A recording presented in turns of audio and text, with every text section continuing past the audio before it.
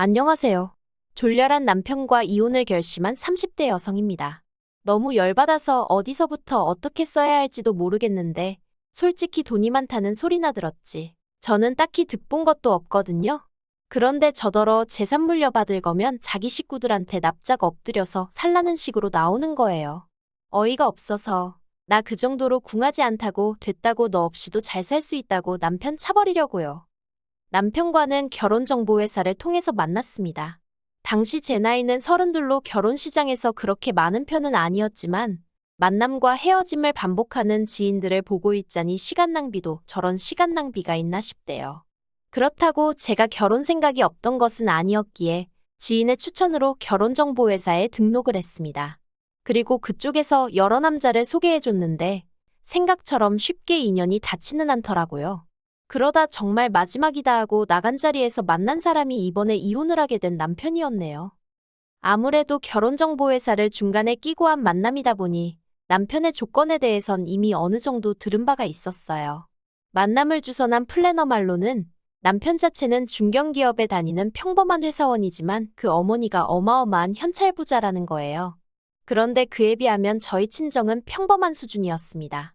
부모님 두 분의 노후 준비가 되어 있으셨고 저 하나 시집 보낼 정도의 경제적 여유는 있으셨지만 현찰로 10억이니 20억이니 쌓아놓고 사는 건 아니었거든요. 그래서 처음엔 좀 부담스럽기도 했고 괜히 주눅이 들어서 나가도 되나 싶었는데 플래너가 제 사진을 남자 쪽에 보여줬더니 너무 만나고 싶어 하더랍니다. 자기가 이미 제 조건도 다 얘기해뒀다면서요. 그래서 그래 한 번 만난다고 무조건 결혼해야 하는 것도 아닌데 만나기나 해보자 하고 나가게 되었죠. 그런데 약속 장소에 나온 남편은 제 예상과는 많이 달랐습니다. 명품을 입고 나온 것도 아니었고 근사한 외제차를 끌고 나온 것도 아니었어요. 그냥 전반적으로 평범하고 소탈해 보였달까요? 그리고 저는 어리석게도 진짜 부자들은 겉으로 티를 안 낸다더니 정말 그렇구나 하고 생각을 했어요. 에휴, 이렇게 적다 보니 제가 정말 제 발등을 찍었네요. 사귄 지 6개월 만에 남편이 먼저 결혼하자며 프로포즈를 해왔습니다. 그리고 사실 데이트를 하는 동안에는 남편이 정말 부자인가 싶을 정도로 씀씀이가 크지 않았거든요. 데이트 비용도 6대 4 정도로 부담했을 정도니까요. 그런데 결혼 이야기가 오가자 시댁에서 먼저 경기도에 집을 해주겠다는 거예요. 뜻밖의 제안에 놀랐지만 솔직히 싫지는 않았습니다. 그런데 친정아버지께서 대번에 그건 아닌 것 같다며 집값이 얼마건 간에 우리도 반은 보태겠다고 전화하시대요. 덧붙이시기를 여자도 어느 정도는 해가야 제 목소리를 내고 살 수 있다면서요. 그런데 시댁에서는 집값에 보탤 돈이 있으면 차라리 예단을 해오라며 현찰 1억을 요구했습니다. 그리고 거기서 저나 저희 친정부모님이나 1차로 마음이 상했죠. 솔직히 저도 결혼을 앞두고 이런 생각을 했다는 게 남사스럽긴 한데 예단이란 건 이혼이라도 하게 되면 제가 돌려받을 수 있는 게 아니잖아요. 하지만 아파트에 제 돈을 넣어두면 제 지분이 어느 정도 생기는 거니까 만일에 상황이 벌어져도 제가 제 권리를 주장할 수 있고요. 그래서 남편에게 예단으로 1억은 못 해가지만 어머님 가방 정도는 해드리겠다 했어요. 그랬더니 이제 시댁 쪽에서 난리가 난 거예요. 집을 사주겠다는데 어떻게 맨몸으로 올 생각을 하느냐고요. 그래서 이때 저랑 친정부모님이랑 2차로 또다시 마음이 상했네요. 오죽하면 남편한테 제가 이건 아닌 것 같다고 결혼이고 뭐고 없던 걸로 하자고 했으니까요. 그런데 그 일이 있고 며칠 뒤 남편이 저희 회사 앞으로 찾아왔어요. 그리고는 무조건 자기가 다 잘못했다며 싹싹 비는 게 아니겠어요. 그리고 그런 이야기가 나오게 된 게 전부 신우들 때문이랍니다. 신우들이 자기들도 시집갈 때 현찰로 예단해 갔으니까 저도 해오는 게 맞는 거라면서 어머님더러 꼭 받아야 된다고 했다는 거예요. 어이가 없어서. 아무튼 그래도 뭐 남편이 하는 말이 앞으로는 신우들이 뭐라건 자기도 어머님도 흔들리지 않기로 했다면서 이번 한 번만 넘어가 달라고 사정을 하대요. 그래서 결국 파혼 이야기는 없던 걸로 하고 계획대로 식을 진행했습니다. 신혼집은 시댁에서 2억, 친정에서 2억 지원받아 서울에 전세로 구했고요. 나름대로 우여곡절은 있었지만 집에 새 가정가구까지 들어오고 나니 비로소 결혼을 했다는 게 실감이 났어요. 하지만 신혼의 달콤함도 잠시 생각지도 못한 이야기를 듣게 되었습니다. 지난 1월이었어요. 결혼 당시 남편이 말하길 시조부모님 제사는 절에서 지내고 아버님 제사는 어머님이 없애셨다대요. 그래서 다가오는 설에는 당일 점심은 시댁에서 먹고 저녁은 친정에서 먹어야겠다. 나름대로 계획을 세우고 있었거든요. 그런데 연휴를 일주일 앞두고 어머님이 문자로 올해부터 다시 제사를 부활시키기로 결정하셨다는 소식을 보내오셨습니다. 깜짝 놀라 어머님께 전화를 드렸어요. 그리고는 이게 무슨 말씀이시냐고 물으니 어머님이 글자 그대로라고 이제 다시 제사를 지낼 거라시대요. 절에 맡긴 시조 부모님 제사까지 말이에요. 그래서 제가 그러면 어머님이 너무 고생스럽지 않으시겠어요 하니까 어머님이 왜 당신이 고생스럽냐입니다. 그리고 그때 고생은 내가 하겠구나 하는 생각이 퍼뜩 들었죠. 퇴근한 남편을 붙잡고 원래 당신 집은 제사가 이렇게 죽었다 살았다 하느냐고 따졌습니다. 그랬더니 아무렇지도 않게 한다는 소리가 그런 게 아니라 신우들이 이제 며느리도 들어왔는데 제사를 다시 지내자고 했다는 거예요. 그리고 순간 결혼 전 예단의 악몽이 떠오르면서 이 신우들을 진짜 어떡하면 좋지 싶대요. 하지만 이때만 하더라도 그래도 이내 제 나름대로 좋게 생각해 보려고 했어요. 신우들이야 꼴보기도 싫었지만 제사 자체만 놓고 보자면 언젠간 조상덕 보는 날이 있겠지 생각하고 좋은 마음으로 지내보자 생각했던 거죠. 그런데 그런 마음가짐이 무색하게도 어처구니 없는 일을 겪었습니다. 어머님이 제사 준비를 해야 하니까 저더러 하루 일찍 내려오라고 연락을 해오셨어요.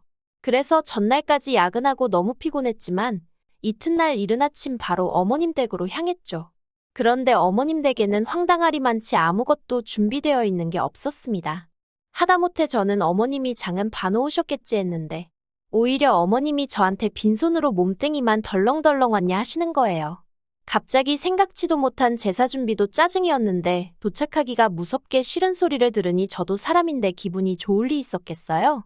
그래서 남편한테 장이나 보고 오자 했습니다. 그랬더니 어머님이 남편은 따로 할 일이 있다며 저더러 혼자 대형마트 가지 말고 시장에 가서 장 봐오라시대요. 내가 무슨 하녀도 아니고 여러 가지로 울분이 터지더라니까요.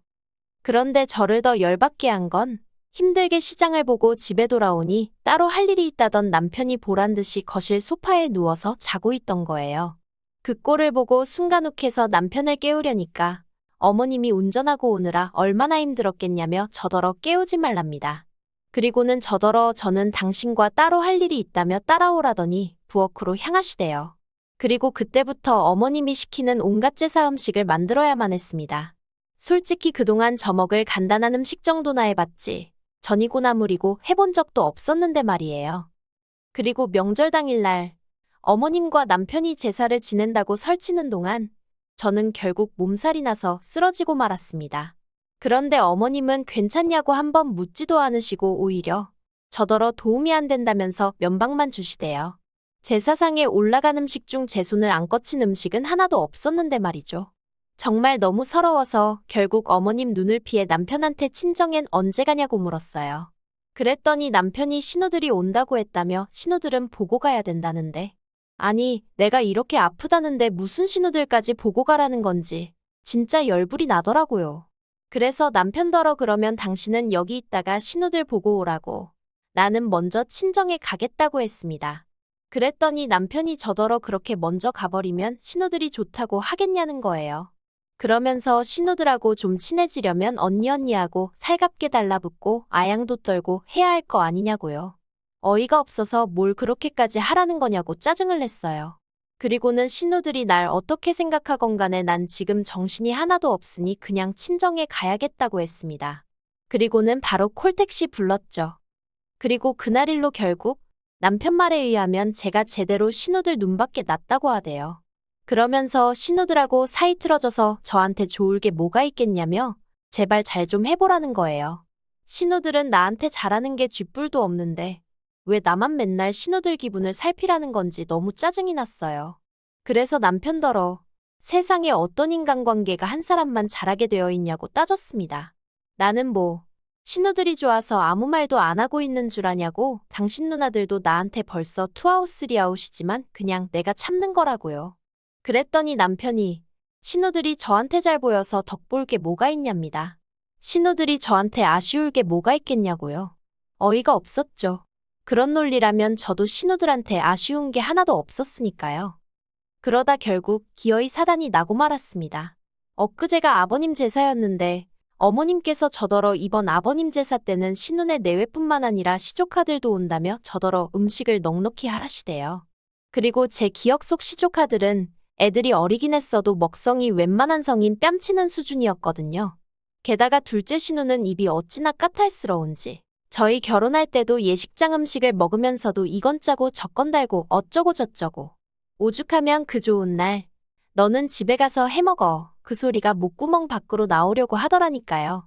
아무튼 그런 시조카들 먹일 음식까지 하라니까 너무 열받더라고요. 제가 먹을 음식도 아니고 저희 부모님이 드실 것도 아니고 그렇다고 저희 조상을 모시는 것도 아닌데 내 허리만 죽어나겠구나 싶은 게 속 터지대요. 어머님은 사람들 많으면 정신없으니 저희 집에서 명절 음식을 해오라셨지만 저도 저희 집에 기름 냄새 배는 거 싫고 그래서 그냥 장본 거 다 챙겨서 시댁으로 내려갔어요. 그리고는 신우들도 오면 일 좀 나눠서 하자고 얘기 좀 해볼 생각이었죠. 아니 그런데 이 인간들이 명절 당일 점심시간도 한참 지나서야 하나씩 얼굴을 들이밀대요. 그리고 이로 인해 저도 친정에 가는 시간이 하염없이 늦어졌습니다. 원래는 점심때 온다고 해서 얼굴만 보고 얼른 친정에 갈 생각이었으니까요. 그런데 더 황당한 건 점심시간도 다 지나서 와서는 한다는 소리가 점심을 안 먹고 왔다는 거예요. 그러면서 신우들이고 어머님이고 할 것 없이 저더러 밥 좀 차려달라는데 아니 지 자식들 하나씩 옆구리에 딱 끼고 앉아서는 넋놓고 저만 보고 있는 게 어처구니가 없대요. 그래서 제가 갑자기 배가 아프다며 화장실에 숨어버렸어요. 그리고는 10분이고 15분이고 안 나가고 버텼죠. 그러다 한참 만에 나오니 그새 얼마나 먹었는지 설거지가 산더미만큼 쌓여 있었습니다. 그리고 어머님이 저를 보시더니 너는 밥도 안 차렸으니 설거지라도 하라는 거예요. 황당해서 밥도 안 먹은 사람이 왜 설거지를 하냐고 되물었어요. 신우들이 애들도 아닌데 먹은 사람이 치우는 건 상식 아니냐고요. 그랬더니 어머님도 할 말이 마땅히 없으셨는지 너 잘났다며 하기 싫으면 냅둬라 하고 소리를 지르셨는데 신우들이 저더러 너무 한다는 거예요. 늙은 시어머니한테 일하라고 하는 며느리가 세상 천지에 어딨냐며 우리 엄마 불쌍하다고 그러니까 며느리 드릴 때 너무 경솔했어 하는데 누가 할 소리를 하나 싶대요. 그래서 저도 저야말로 언니들 같은 신우들인 줄 알았으면 결혼하는 거 다시 생각해 봤을 텐데 정말 경솔했던 것 같다고 후회된다 해버렸습니다. 그리고는 다음 제사 때부턴 음식 안 하겠다고 며느리 잘못 봤다 후회된다 하시는데 기분 나빠서 못하겠다 했죠. 그랬더니 큰 신우가 저더러 싸가지가 있네 없네 하더니 저희 집에서 그러라고 배웠냐입니다. 그리고 그때 지가 뭔데 가정교육을 운운하나 싶은 게 순간 화가 나더라고요. 그래서 제가 신우더러 너는 그러라고 어머님한테 배웠냐고 너나 할도리 잘하라고 했어요. 그리고는 지 아버지 제삿날 와서는 하는 일이라곤 밥 처먹고 사람 갈구는 거밖에 없냐 했더니 신우가 저더러 미친 엑스 아니냐며 욕을 하고는 저더러 당장 꺼지라나요. 그래서 가지 말래도 갈 거라고. 저도 똑같이 소리 지르고 신우 신발 발로 걷어차고 나와버렸어요. 집으로 돌아오는 차 안에서 남편이 꼭 그렇게까지 했어야 하냐면서 이제 신우들하고 틀어졌으니 어쩌면 좋냐입니다. 그래서 제가 남편더러 아까 어머님이랑 신우들이 나한테 하는 거 못 봤냐니까 남편이 한다는 말이 원래 있는 집에 시집 오면 그 정도는 다 겪는 거라나요? 그리고 그 이야기를 들으니 저도 모르게 웃음이 났어요. 있는 집이란 소리에 결혼할 때 혹하지 않았다면 거짓말이지만 살면서 막말로 현찰부자고 뭐고 전혀 실감을 못했거든요. 허구한 날 땅이 얼마가 있는데 그게 얼마짜리네.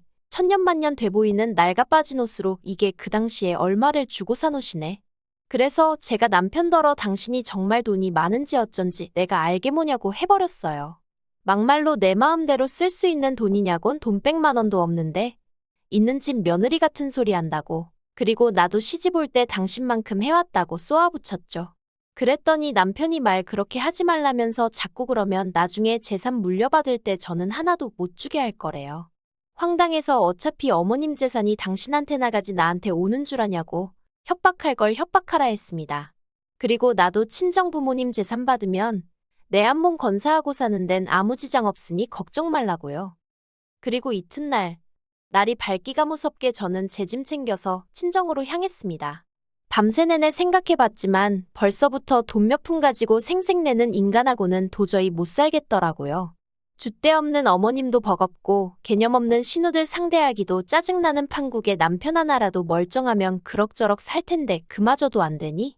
하다못해 제가 무슨 재벌가 며느리나 되면 모를까 돈 몇 푼도 못 쓰고 벌벌 떠는 주제에 유세나 부리는 집구석에서 제가 뭐 한다고 버티고 있나 싶어서요. 그래서 이혼하기로 마음먹었습니다. 남편은 또다시 저를 잡겠지만 이제는 전처럼 흔들리는 일은 없을 거예요. 긴 이야기 들어주셔서 감사합니다. 오늘의 사연은 여기까지입니다. 구독과 좋아요, 알람 설정해주시면 앞으로 더 좋은 사연으로 찾아오겠습니다. 감사합니다.